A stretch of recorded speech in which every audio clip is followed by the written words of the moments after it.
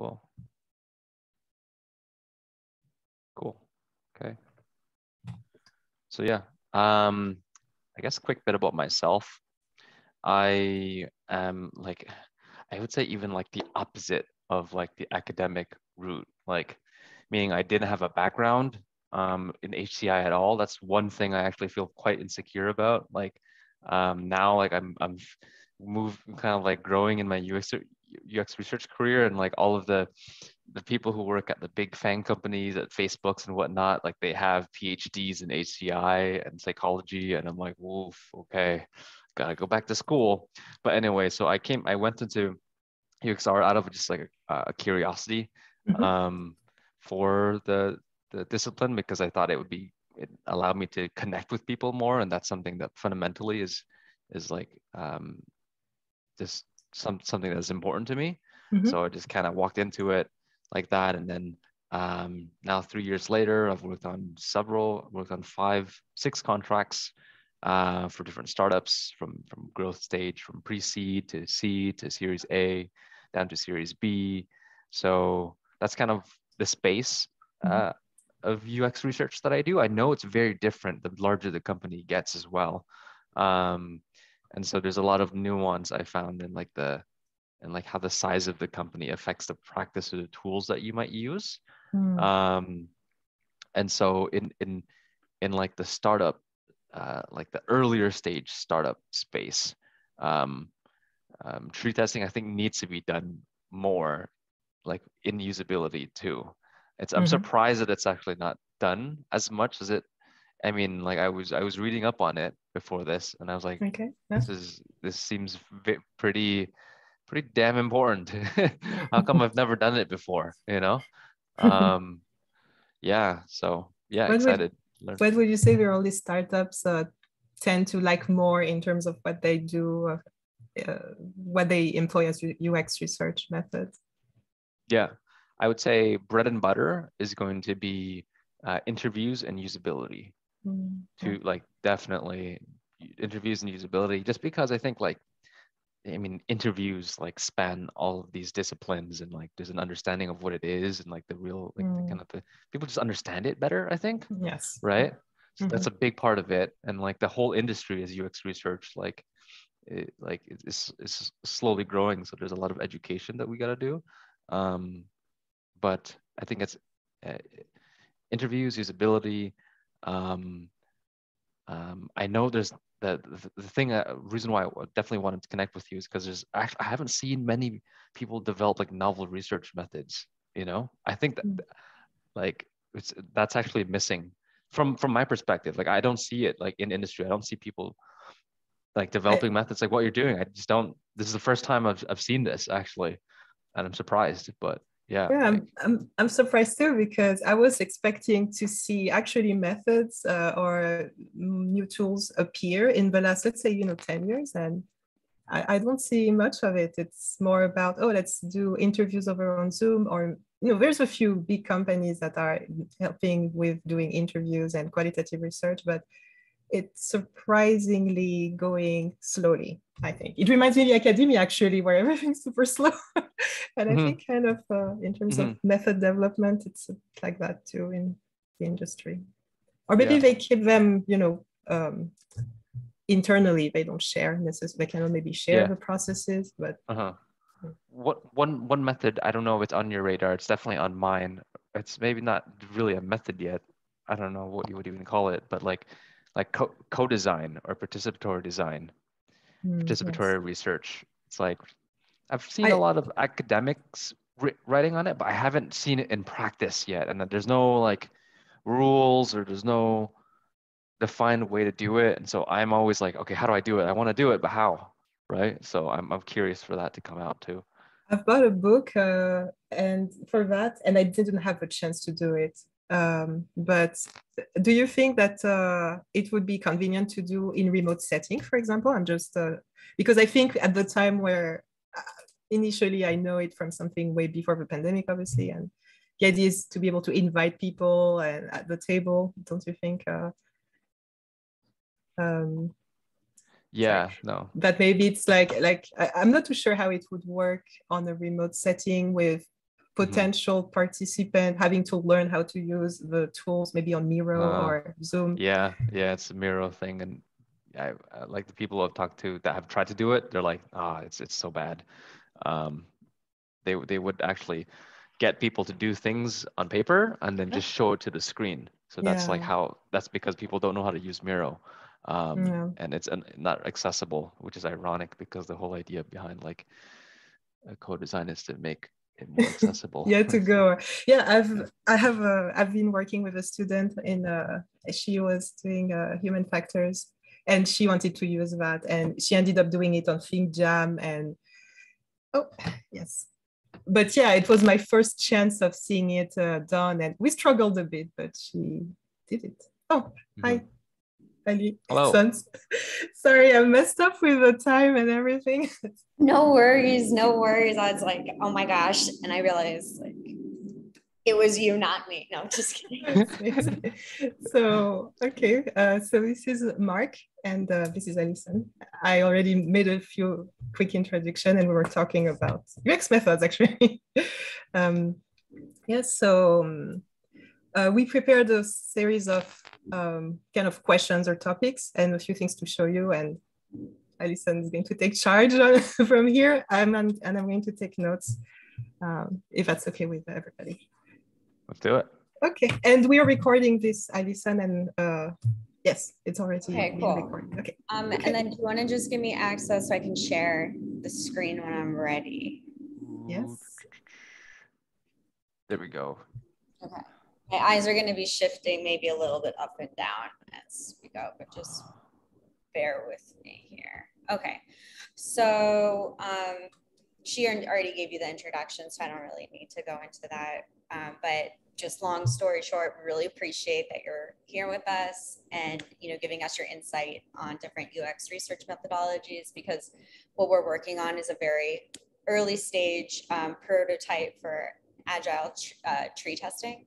And we want your very honest feedback on, how we can improve in our iterations. So just to get some basic demographic info from you, can you just tell us like where your current location is, what your current job is? Yeah. I'm right now in Toronto, in Canada, and I work in as a UXR, as a lead UXR for a company called Quarry.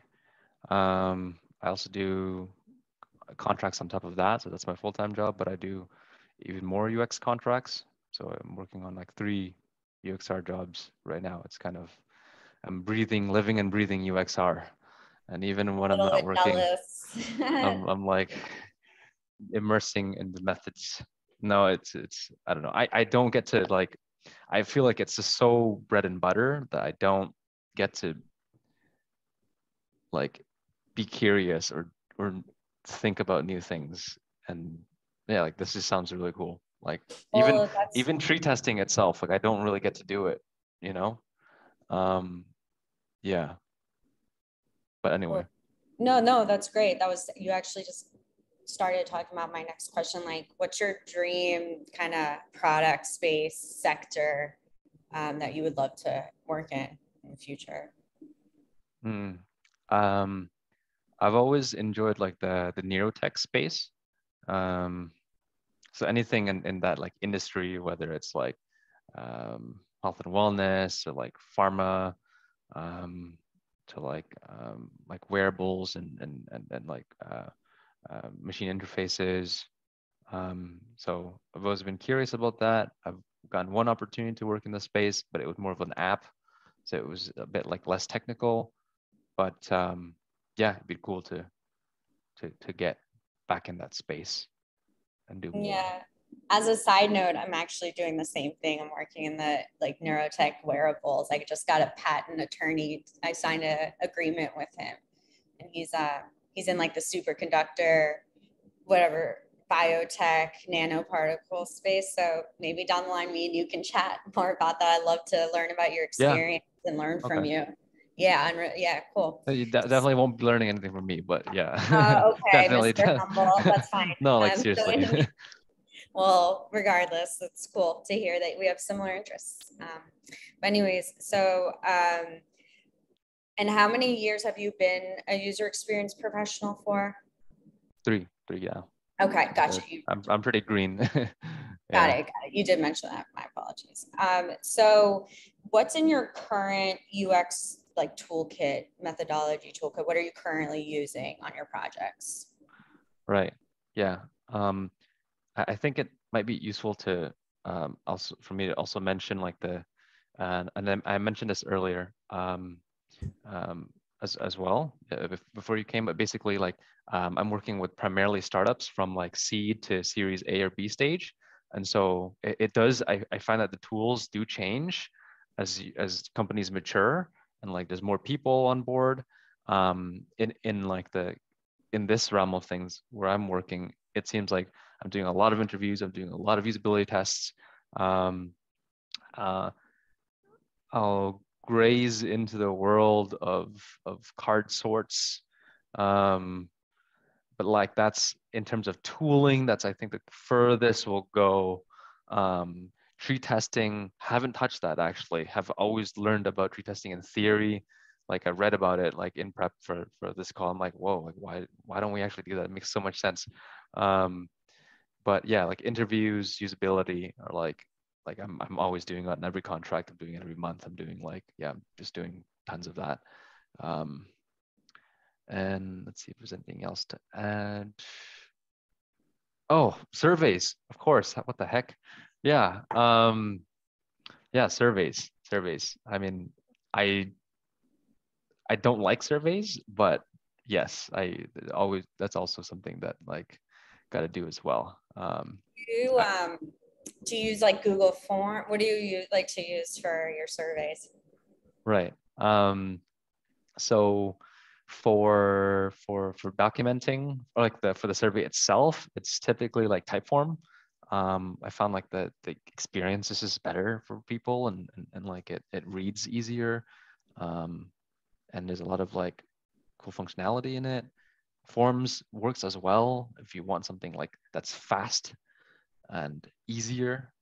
Um, and there's other tools like SurveyMonkey is a bit clunkier, but companies like to use it for participant recruiting. Yeah. What about tools for when you talk about usability tests? Like, are you kind of just winging it, like doing it through Zoom type of thing, or you don't really Yeah. use a specific platform for that? Because I know they're very expensive as you get bigger. Yeah. There is one tool that's good for unmoderated usability tests called Usability Hub, and I found like that's best for startups because they do self-serve. I mean, like it's like a la carte. It's not like you have to put down 10K and get a team plan or anything like that. Like the other ones, I think like Maze or user testing or user interviews.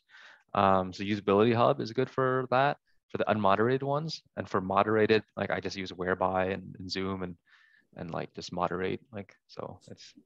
And about how many, if you can count from when you first started, about how many usability tests do you feel like you've conducted? I really like that question because I'm actually proud of this number. I'm proud that like I got to do so many. I think maybe about like 170. Cool. Yeah. You're not that green. You're much greener than you are. I almost like try to, it's like I know I shouldn't do this, but like I like usability testing so much that I'll do it, and even in some situations where it might not be the best thing to do, just because I just like it so much. But it's probably not. Yeah. Oh, go ahead. I'm just curious, what would it be when you say not the best thing to do? What's an example of that? Yeah, like where like for example, recently doing a set of usability tests when I should have gotten a larger sample using surveys on something.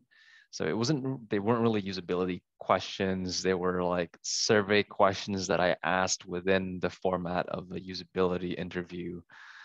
Which is weird, but like, yeah, well, that's kind of what we're doing. like eventually, so that's like what we're doing with you at least. Mhm. So I like, it's, I guess it's a common way of doing Mhm. things. And then you mentioned you do card sorting. How many would you say of those have you done? And I'm curious to hear, in like a remote world, what's the best method you found of doing a good like open or enclosed card sort? Right. Tool, I should say. Like, which tools do you use for that? Right.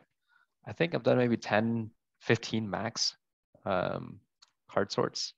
Um, tools, Optimal Workshop is great. It's like the yeah, it's pretty known and people like it.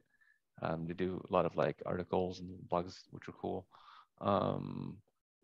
So that's yeah, that's like more hands-on tool, but like you can also use Trello, which is Mhm. free, and you can move stuff around and like just do it manually. Miro, I've heard, I don't know if people use Miro. I personally find Miro's kind of clunky It is still, very right? Like, laggy. It's very yeah, laggy. Yeah. right? Like I'm like, what's all this buzz about? Like the research community seems to love it, but I'm like, Me too. do we? I'm a fan of Do I'm I? a fan of whimsical. I feel like it's so much cleaner and quicker. I don't know if you're Interesting. familiar. Whimsical, Yeah. write it down. Um, and then it's, so you're familiar with tree testing, but you haven't done it. Mhm. Can Haven't you done it. can you give me maybe reasons, like just kind of walk me through that? Like, I'll wait till you're done writing. Mhm. But basically what I'm trying to hear from you is just your experience when you learned about it. You know, what was your experience with it? Like, where do you, if you were to have conducted a tree task, you know, like where did you see the positives, maybe like some pain points, and what's your experience with these stakeholders who are choosing maybe not to do the tree testing? Right. I think um like a big part of it might be like education around it and what it is. For me, that was it, because there's so many methods, there's so many tools, and so it can, you know, especially when you're just kind of doing what you have to do, it's hard to know about these different practices. I think the way that I processed tree testing is like it's basically a usability I see everything in terms of usability tests. It's basically a usability test to see if people know where to get somewhere. So for Mhm. example, if I have a website, like an elder care services website, and I want to, let's say, hire a caregiver, right? And the hire a caregiver button is nested somewhere. Like I would ask the user, like, hey, can you show me how you would find that hire a caregiver button? And then in that way, it kind of works like a tree test, but not really, but it achieves something like that. Um, and so like it, I guess the con is that like you don't get to see the arrangement of like what all of the possibilities are. Um, so it's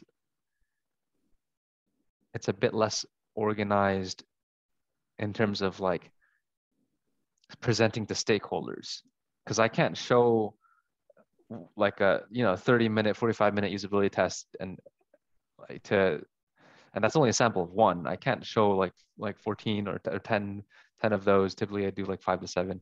I can't show that many to stakeholders, whereas a tree test, I imagine, like if you have tooling for it, there's probably easier ways to represent that information and present it. I don't know. Yeah. So I You guess to just, oh, go ahead. yeah, Sorry. sorry. So I guess like just to close that thought, so hopefully it's useful. Like maybe usability testing to try and solve it like that isn't as presentable, whereas tree testing might be more presentable. It might be like it's more presentable, yeah, because yeah, it seems more presentable in my mind. So these are all like the positives of it. And then what do you think is holding back the stakeholders from going into the tree tasking, like in your opinion? Right. In my opinion,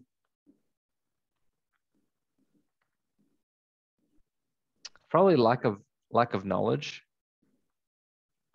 It's probably lack of knowledge around it and its benefits. I'd say I speak for myself at the least. Yeah, like not knowing. And maybe there could be some work done in comparing the methods and how much more effective it is.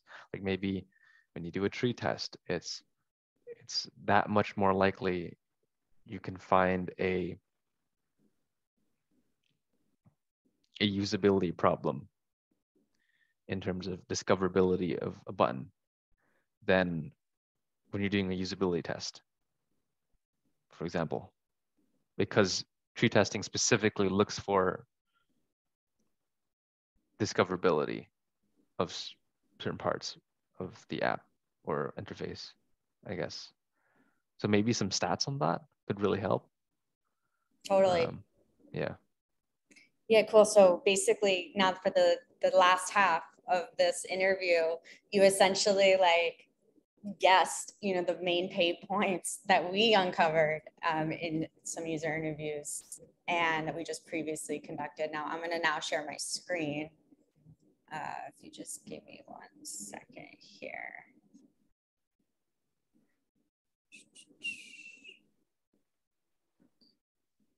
Share.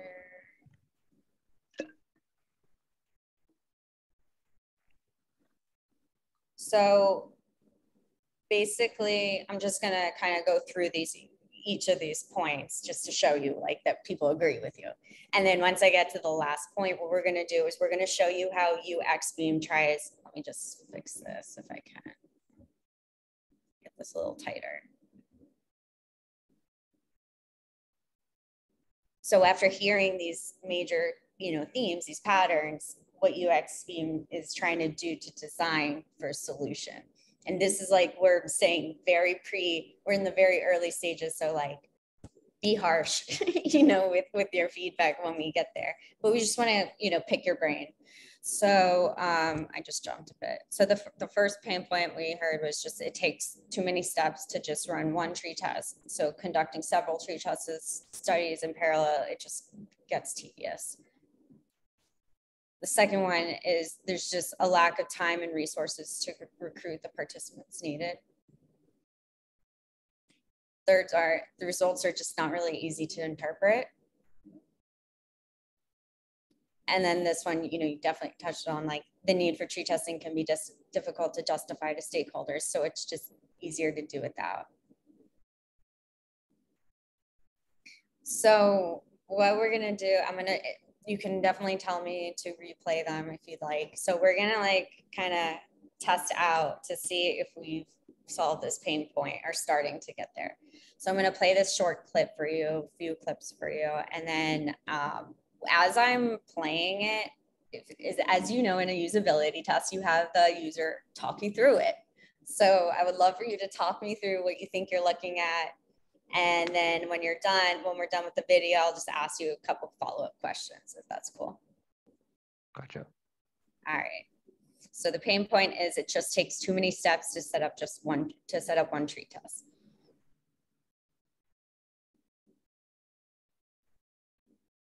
Oh, oops.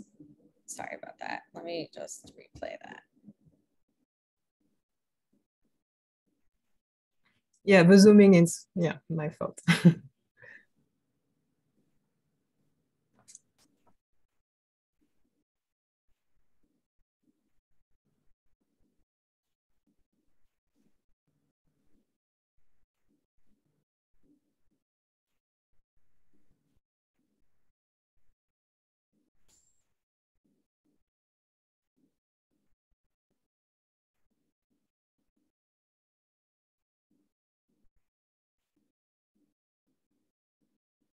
Do you want me to play it one more time? Was I supposed to think out loud on this one? or Yeah, if you could. yeah. Oh shoot. Okay, I didn't know it was happening. Okay, so I mean, you don't necessarily yeah. need. You can gather your thoughts. Sandra, do you have Right. a preference of how he does it? No. Okay. Either way, So fine. Yeah. whichever way. Yeah. There's no strict. Yeah. Oh, if you could play it policy. again, then okay. Sure. I thought it was going to be a different screen, but we were Well, doing it immediately. Okay. yeah. Yeah. And regardless, if you need me to play it again, just because, totally ask. Mm-hmm. Okay. Okay. So it seems like we're setting points for the like destination points.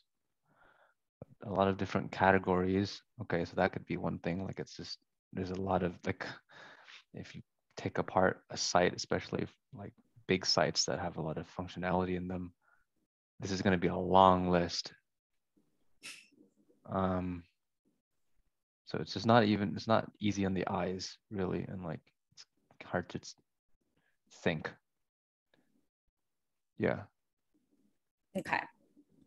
So do you feel like for the pain point that it takes too many steps when you're, I guess you don't really have the experience of setting up a tree test, Mm-hmm. but Yeah, exactly. just as a guess, just from your knowledge of it, does it look like it either just is a like not applicable, or you do agree or you disagree that it takes too many steps to set up a tree test? I would NA that. Yeah. I would.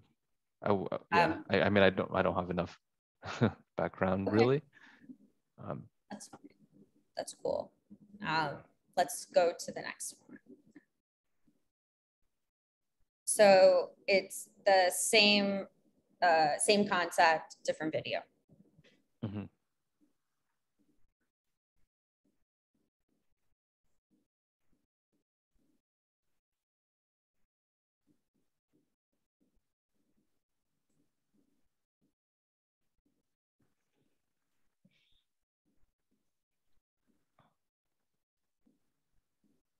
So writing out tasks, it's kind of like in usability testing. Well, I guess you have to write out multiple tasks for a tree test. It's not just one direction, right? And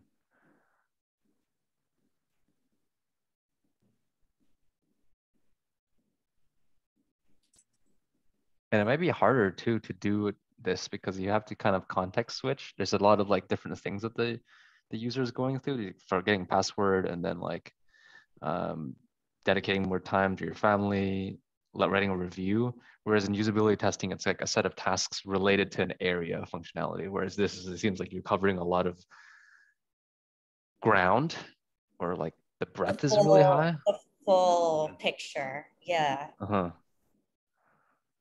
Okay. So do you think it's in relation to the pain point again?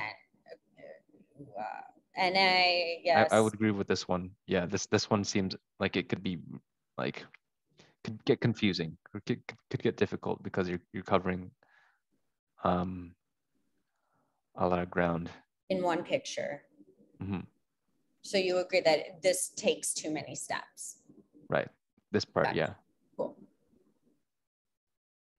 And then I will just intervene and saying that different people have different ways of setting their tests. That's what I do. That's actually me setting up this test. But actually, some people like to test one task at a time, or exactly everything you said earlier, Mark, basically. So. So the pain point that this video, we're gonna same concept. Is lack of time to recruit the participants needed. Yeah, that's always, that's a big one. Yeah. That's a big one. The bane of the UX researcher. Mm-hmm.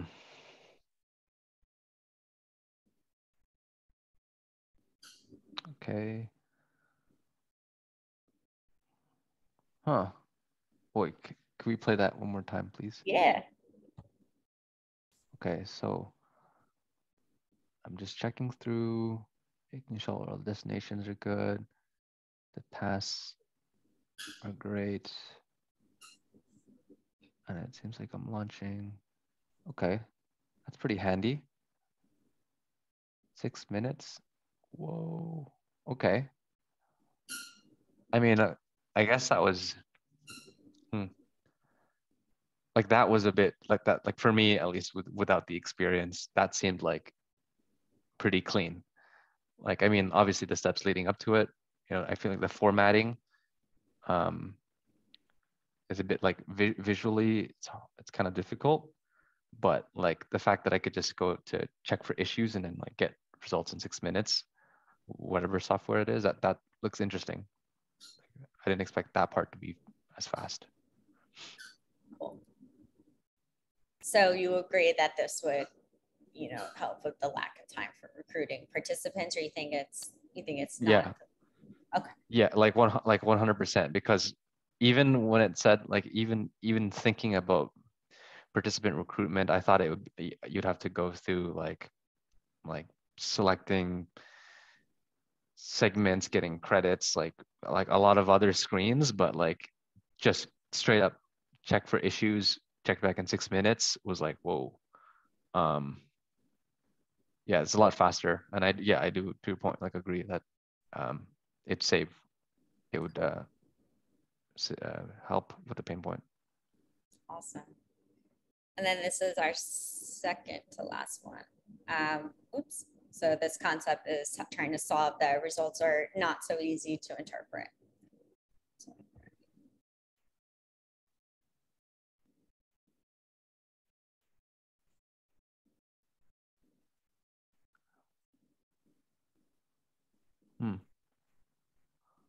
Okay, so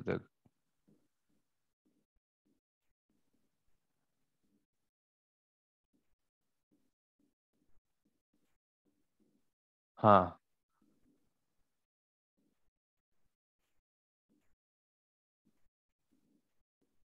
like the directedness, direct and indirect, and this guide is really useful, especially the directed and indirected part. The number of steps seems very useful too.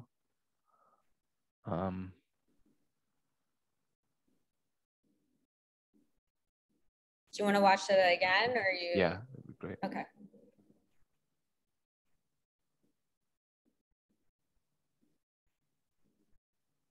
Okay, I like that. Like, there's the green, the stronger green makes it easier to see what's up.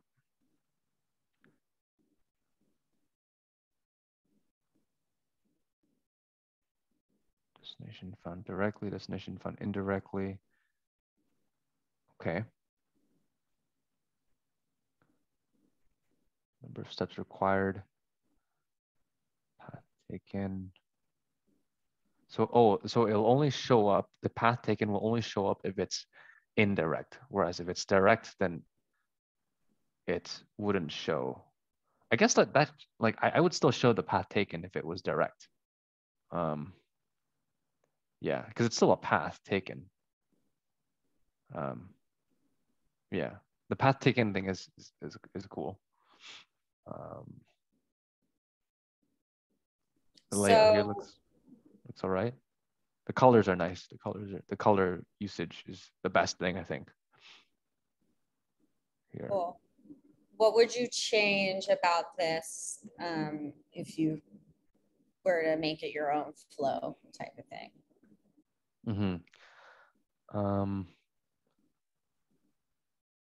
Or what would you ensure would be there? What would you change? What would you absolutely keep? You mentioned the green, the color change. Yeah. What else? I would sort actually not by task, but by like how good each task was. So I would put task 3 up top to show that, yeah, this was your best performing one.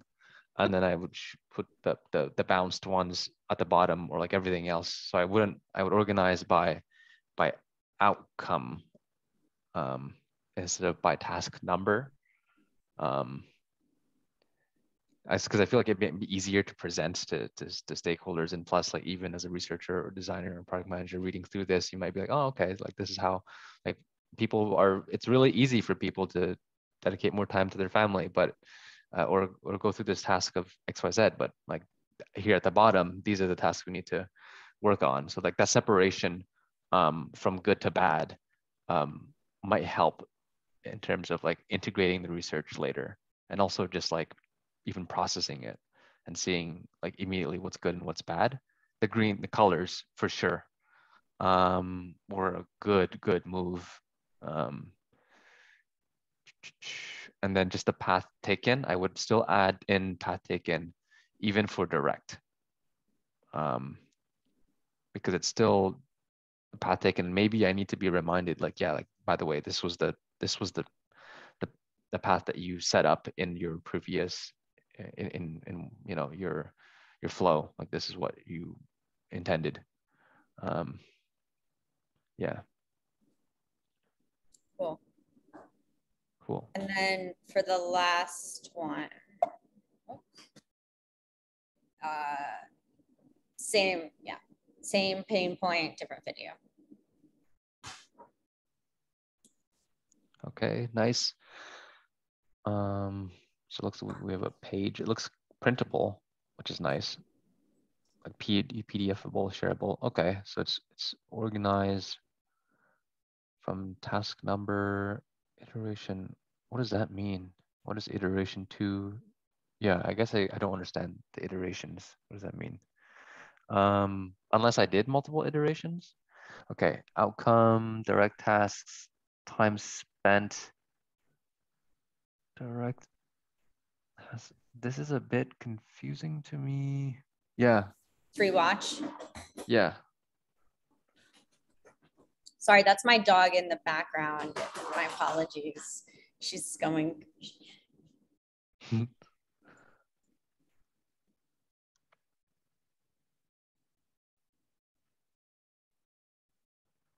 Steps.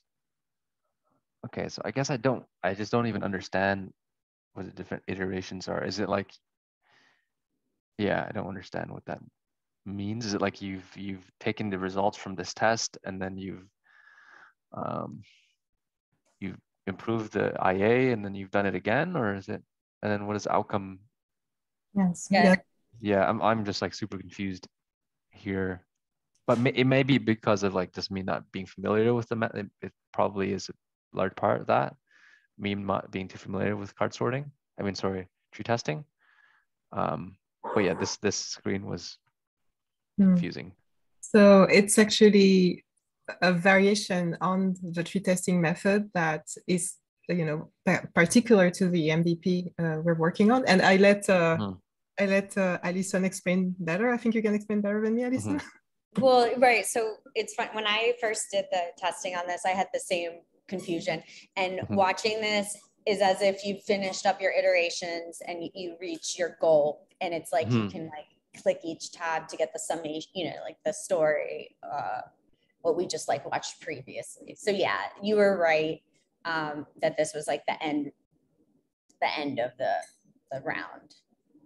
And yeah, so when you come and you start testing a tree, you might find you might be lucky and everything's working well, and most people find the destination directly.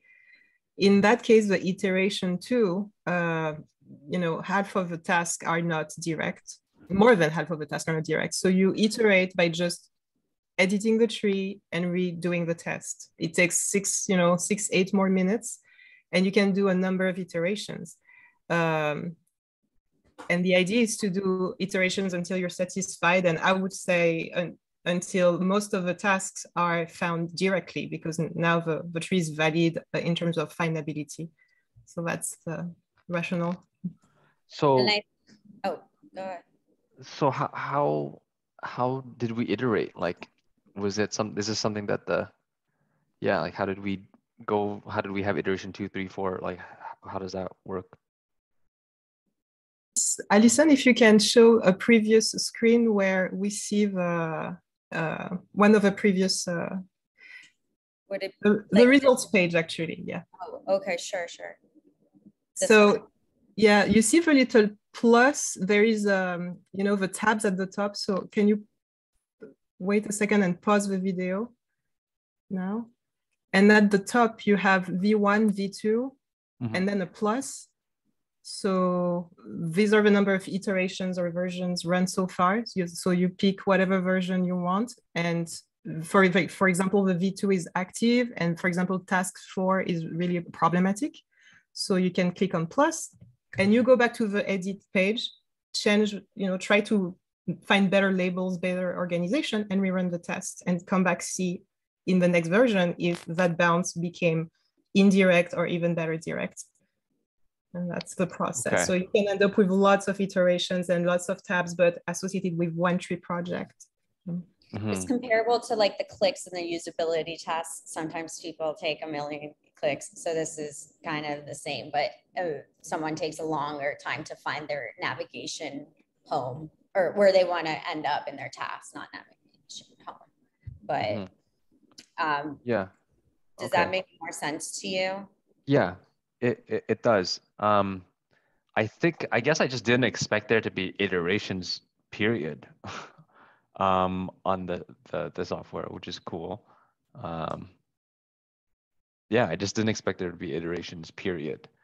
And definitely maybe a way to express that, okay, like now you got this result, you should go back and you should change, and then you should run number 2 to show that process kind of built out a bit more.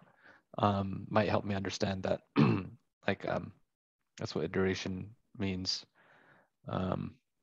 Yeah. So I know we're running out of time. I don't know if you have like a few more minutes or you want to, if you want to end it. Okay, cool. So I have like 2 questions. I'm just curious that now going through all these short clips, does concept 1A and 1B, do you have some more like takeaways that could help us with the like problems maybe that you spotted if you were to do this yourself, or do you grasp it like to that point where you're able to provide that feedback? Do you mind going between 1A and 1B? Yeah, sure. I'm just trying to understand the difference between one of them. Okay, so I was marking down tasks in this one. Okay. And then the other one, I was. Do you want me to go back to the second one? Yeah.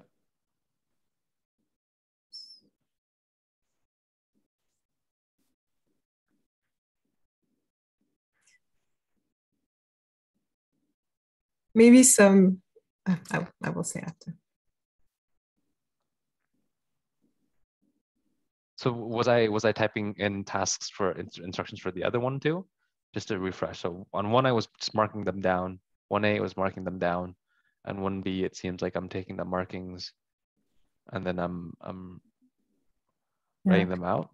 So the 1A is adding destination to the tree that you want to test, and then writing on 1B on the other side on the task instruction, just writing the instructions. Okay. Some people could do the opposite. They might start with writing the task instruction they want to test. So they do *1 task, *2, they write a task, and then they flag using these *1, 2, 3 in the tree where they expect users to go and participants to go. And then that's what's used to render the tree to participants. The participants don't see the *1, they don't see those markers. It's just to create the test. Right. And you weren't asking for me to compare the 2 concepts. You're just asking for general ideas, like on the whole flow in general, right? Okay. Yeah. Oh, yes. Maybe then together, does it make sense? Because it's a bit of an unusual way, I guess, to set a test. So, do you think it's something that people would be comfortable doing, or yourself? I would personally. I think definitely like adding in like if there's any clickable, any like UI, easy UI to put in where I can click on something and then like something would appear, like a number 1 in a color or like in a button, or some developing some like UI for that would make it easier. Yes, it's pretty simplistic right now. Definitely. I can see that it's we're in MVP right now. I would say tree test and destinations. Maybe even a quick simplistic way, easy lift way might be to even like put description, and under trees and destinations, like label your first destination with a star and a number. It was like a very direct way to express it. And then I guess task instructions, that's very clear. Yeah, that's very clear. Task instructions is really clear. You put like the number, asterisk number, and then task. I guess the trees and destinations could be like, you can write something there, like, by the way, like, I don't know, like more explicit. put, yeah, like exactly. Cool. So that pretty much, I think we're done. Sandra, do you want to do the web page, or we can just? Yeah, if you want maybe to scan through real quick. Yeah. Right. Yeah, Mark. So we want to show you. Let me just make my screen big. Oops, don't want to show you that. That's. Let me stop share and then go back.